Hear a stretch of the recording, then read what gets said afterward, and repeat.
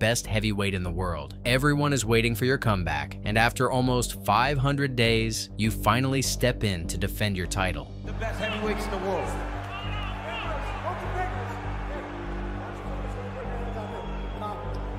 Look like an eye poke there has gone and had the fingers opened and extended. But just minutes in, you get poked in the eye. Right now, can see you, mate. Okay. Jason Herzog's going to call this fight. And that's going to do it. About as anticlimactic as it gets. No contest. Unintentional foul. No contest. Unintentional foul. The fight ended as a no contest, and at first it didn't look like a big deal. But when the replay showed up, it was clear this was way more than just a normal eye poke. I'm here with Tom Aspinall. Tom, I know you want to go and get medical attention. What's your feeling right now? I just got fucking poked knuckle deep in the eyeball. What the fuck? Why are you booing? What am I supposed to do about it? I didn't do the fucking poke. I can't see. You waited a long time for this moment. Talk to the disappointment of this being how it ends. This is bullshit. The fight was just getting going. Complete bullshit. I'm pissed off.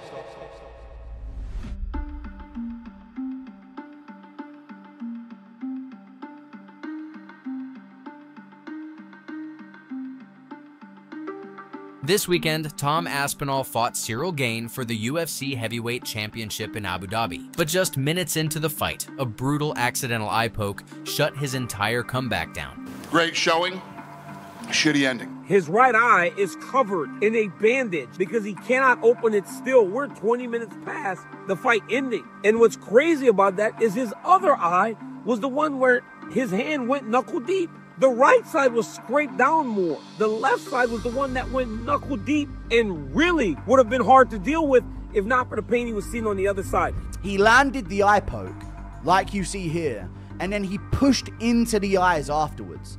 That's what I think caused the problem. He landed the eye poke and it didn't look that bad, but then he pushed straight into the eye with force on Tom Aspinall to reclaim distance, and Tom had to call off the fight. He can't see.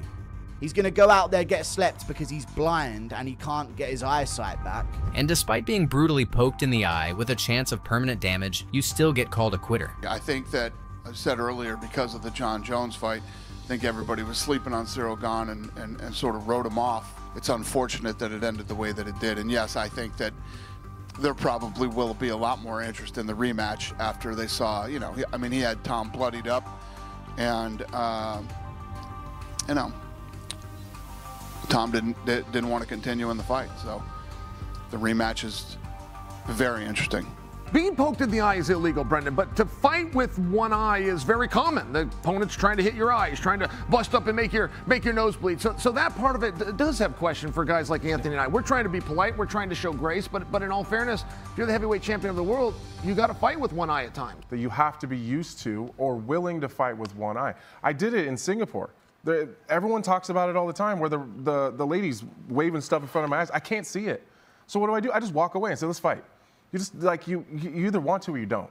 And my fight wasn't for a world title. I didn't have Cyril Gane in front of me throwing bombs.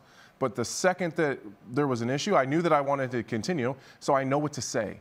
You never say I can't see if you want to continue to fight. This fight was proof that Tom's UFC career might actually be cursed, because remember what happened 3 years ago. He stepped into the cage against Curtis Blades, threw one kick, and completely blew out his knee. Whoa! No! Oh, his knee's gone. Wow! His knee's gone. Oh, such a shame. Oh, no. And of course, we wish Tom Aspinall all the very best on his road back. For whatever reason, that night, I kicked him and my knee just locked up completely. I kicked him, my knee locked, and I just couldn't move it. Something snapped in there, and then that was it. So, just unlucky, mate. I don't know why it happened. Obviously, I've had a lot of time to think about it, and just one of them things, isn't it? He spent a year unable to fight, but then he won his comeback bout, and just 4 months later, he took a short notice opportunity that made him the UFC interim heavyweight champion. Those leg kicks will pay dividends.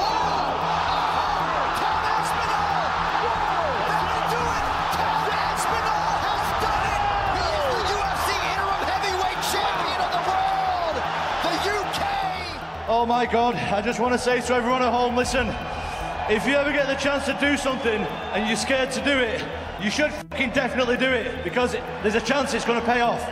And the moment that was supposed to be the beginning of his reign was actually the beginning of the pain. After 16 years, we found somebody who's 7 years younger than me and 30 pounds bigger than me. Like, we finally found someone who may give me a great challenge. And everyone wants to see it so bad. But for me, it's like, what's in it for me? He changes nothing if I beat him. Beating Tom is just like beating Cyril Gane. Has a whole country behind him. He's hot right now. What happens to me after I beat him? Nothing changes for me. So I'm not ducking Tom Aspinall. If I failed to fight Stipe, I would be ducking Stipe because we contractually have been signed up to fight over a year ago. This is Stipe's position. The Tom narrative came out of nowhere. He won a belt, and now suddenly I'm ducking him. I've never had negotiations to even fight him, if this makes sense. No matter what people or Jon Jones thought, deserving or not deserving, several times, Tom made it very clear that it was never about Jon Jones. He wanted to unify the belts and become the undisputed heavyweight champion. People saying like, you're just doing what Michael Chandler did to McGregor.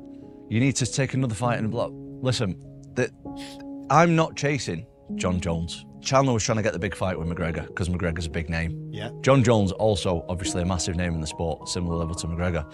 But the fight I'm not chasing, it's not the reason I want to fight Jon Jones is because he's got the belt. Nothing else. Like, if Jon Jones doesn't have the belt, I'm not bothered about fighting. You'd be doing the same if it was Stipe. I'd be doing the same if it was anybody. What I'm after is being known as the #1 heavyweight walking around on planet Earth right now. And the belt solidifies that for me, the undisputed belt. Yeah. But to me, what's more important is unifying the belts. See, in MMA, it's a little bit different to boxing in the aspect of you have different weight divisions, which is very like boxing, of course, but usually you have one champion, one face, one name of every division. Now, in the heavyweight division right now, there's two, and I don't want there to be two because I feel like I'm the #1. Jon obviously feels like he's the #1, and let's fight about it. It's not that difficult. Jon often likes to talk about legacy and his history and all this stuff. It's not about Jon, it's about the belt.